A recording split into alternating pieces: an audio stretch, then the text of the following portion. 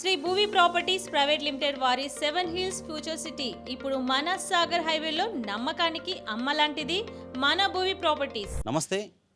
5 రోజులుగా వస్తుంది బండి భగీరథ్ మీద పేట్ బషీరాబాద్ పోలీస్ స్టేషన్లో కేసు నమోదాయి. ఇప్పటి వరకు కూడా అరెస్ట్ వారెంట్ అనేది ఇష్యూ అయినది లేదు, ఆయనకు విచారణకు పిలిచింది లేదు. అలాగే ఆయన మీద కూడా చర్యలు తీసుకుంటామని చెప్పేసి కూడా ఎక్కడ స్టేట్మెంట్ ఇచ్చింది కూడా ప్రభుత్వం తరపున కావచ్చు, అధికారులు కావచ్చు, డీజీపీ నుంచి కూడా ఎలాంటి స్టేట్మెంట్ అనేది బయటికి రాలేదు. దీనికి సంబంధించి మహిళా సంఘాలు కావచ్చు, స్టూడెంట్ యూత్ లీడర్స్ కావచ్చు, ఏఐఎస్ఎఫ్ నాయకులు కావచ్చు, ఎన్నో రకాలుగా రాష్ట్ర వ్యాప్తంగా ధర్నాలు చేపడుతున్నారు. ఇప్పటి వరకు కూడా ఆయన పరారిలో ఉన్నాడు అని చెప్పేసి కూడా చేస్తుండ్రు. అయితే నిన్న బండి భగీరథ్ హైకోర్టుకు రావాల్సి ఉండి విచారణకు ఆయన రావాల్సి ఉండే, కాకపోతే అతను ఏంటంటే ఒక మెయిల్ చేయడం జరిగింది. హైకోర్టుకు ఒక మెయిల్ చేసిండు, నేను 15th రోజు వస్తాను, విచారణకు సహకరిస్తానని చెప్పేసి కూడా మెయిల్ చేస్తుండు. అదే ఒక పేదవారి విషయంలో అయితే ఈ పాటికి 24 అవర్స్లోనే అరెస్ట్ చేయడం జరిగేది, రిమాండ్ చేసి జైలుకు పంపించడం జరుగుతుంది. ఈయన విషయంలో ఎందుకు ఇలా చేస్తున్నారు? కేంద్ర మంత్రి కొడుకు కావడమే దీనికి ప్రధాన కారణం అంటూ కూడా రాష్ట్ర వ్యాప్తంగా కూడా నిరసనలు వెల్లవెత్తుతున్నాయి. దీనికి సంబంధించి కూడా ఏఐఎస్ఎఫ్ నాయకులు మనకంట మాట్లాడడానికి మనతో పాటు ఉన్నారు. అన్న, దీన్ని ఎట్లా చూడొచ్చు అన్న ఈ కేసుని? అంటే కేంద్ర సహాయక మంత్రి కొడుకు కావడం వల్లనే నీరు గారుస్తున్నాను అనుకోవచ్చా? రాష్ట్ర ప్రభుత్వం నుంచి కూడా ఇప్పటివరకు అరెస్ట్ వారెంట్ ఇష్యూ అయినట్టు కూడా, ఆయన నోటీసులు వెళ్ళినట్టు కూడా లేదు. ఆయన మేనమామకు నోటీసులు వెళ్ళినాయి. అంటే నిందితుడు ఎవరు అయితే ఆయన మేనమామకు పంపాల్సిన విషయం అనేది ఎక్కడ కూడా దేశంలో ఇప్పటివరకు జరగలేదా అని చెప్పేసి కూడా దీని గురించి మాట్లాడుతున్నారు. మీరు ఏం చెప్తారన్న ఈ విషయం గురించి? డిసెంబర్ 31న ఫామ్ హౌస్లో కేంద్ర మంత్రి కుమారుడు 17 ఏళ్ల మైనర్ బాలికపై లైంగిక దాడి చేశాడని చెప్పి మే 8వ తేదీన పోలీస్ స్టేషన్లో ఫిర్యాదు చేశారు. బాధితురాలు పేక్ బషీరాబాద్ పోలీస్ స్టేషన్లో బాధితురాలు ఫిర్యాదు చేశారు. మే 8వ తారీఖున వెంటనే కేంద్ర మంత్రి కుమారుడు కరీంనగర్ పోలీస్ స్టేషన్లో ఫిర్యాదు చేసిండు, నా మీద హనీ ట్రాప్ కేసు చేసి నన్ను డబ్బులు వేధిస్తుందని. కేంద్ర మంత్రి కుమారుడు కరీంనగర్ 2వ పట్టణ పోలీస్ స్టేషన్ ఫిర్యాదు చేస్తే గంటలు కేసు నమోదవుతుంది. ఇలా మైనర్ బాలిక నా మీద లైంగిక దాడి జరిగిందని చెప్పి 8వ తారీఖు ఫిర్యాదు చేసినా ఇప్పటివరకు కూడా నిందితులను అరెస్ట్ చేయకుండా ఇలా సిట్ అనేటువంటిది వేసి, సిట్ అంటేనే తెలంగాణ రాష్ట్రం కాలయాపన చేసేది. సిట్తో రాష్ట్రంలో విచారణ ముందుకు పోయలేదు, నిందితులను పట్టుకునేది. రేవంత్ రెడ్డి ప్రభుత్వం వచ్చాక నుంచి అనేక సిట్లు వేసారు. ఏ ఒక్క సిట్ కూడా పూర్తి స్థాయిలో విచారణ జరగలే. అక్కడ దోషులేవులు నిర్దోషులు ఎక్కడ కూడా తేలలే. ఇలా బండి భగీరథ విషయంలో సంబంధించి కూడా ఇలా మైనర్ బాలికపై లైంగిక దాడి జరిగింది అని బాధితురాలు స్పష్టంగా చెప్తా ఉంది. ఇలా పత్రికలు కూడా, మీడియాలు కూడా, సోషల్ మీడియాలో మహిళా సంఘాలు రోడ్డెక్కి ఉద్యమిస్తూ ఉన్నాయి. అంటే తెలంగాణ రాష్ట్రంలో మహిళలకు న్యాయం చేయరా? అసలు భారతీయ జనతా పార్టీ వాళ్ళు ఏం చెప్తున్నారు? ఆ అమ్మాయి మేజరా మైనరా అంటున్నారు. మేజరా మైనరా ఓకే, అది తెలుస్తుంది, రేపు పొద్దున ప్రభుత్వమా చట్టమా పోలీసు అయితే తెలుస్తుంది. కానీ అమ్మాయిపై లైంగిక దాడి నిజమా కాదా మరి ఎందుకు చెప్తలేరు? మేజరా మైనరా అని తప్పించుకునే ప్రయత్నం చేస్తారు. మరి లైంగిక దాన్ని కొడుకు చేసినాడు బండి సంజయ్ ఎందుకు చెప్తలేడు? ఈ విషయంలో, కొడుకు విషయంలో బండి సంజయ్ కేంద్ర హోంశాఖ అడ్డం పెట్టుకొని 4 రకాల మాటలు మాట్లాడి, ఒకనాడేమో నా మీద కుట్ర చేస్తున్నారు అన్నాడు, ఇంకో నాడేమో మోడీ సభలో వచ్చి నా మీద కావాల్సుకొని కుట్ర చేస్తున్నారు, నేను పట్టుకుంటా అంటాడు. మన కరీంనగర్ హిందూ ఏకతాలో నా కొడుకు తప్పు చేస్తే శిక్షించాలంటాడు. అసలు నువ్వు మాట్లాడే మాటకు అర్థం లేదు. ఇలా నువ్వు కేంద్ర హోంశాఖ మంత్రిగా ఇలా భారత రాజ్యాంగం మీద ప్రమాణం చేసి ఇలా దేశ భద్రతను కాపాడుతున్న హోంశాఖ బాధ్యతలు తీసుకున్న బండి సంజయ్ గారు ఇలా నీ కొడుకును కాపాడే ప్రయత్నం చేస్తే రేపు పొద్దున భారతదేశంలో 130 కోట్ల ప్రజలను పక్క దేశాల నుంచి ఏ విధంగా కాపాడుతామని మేము ప్రశ్నిస్తూ ఉన్నాం.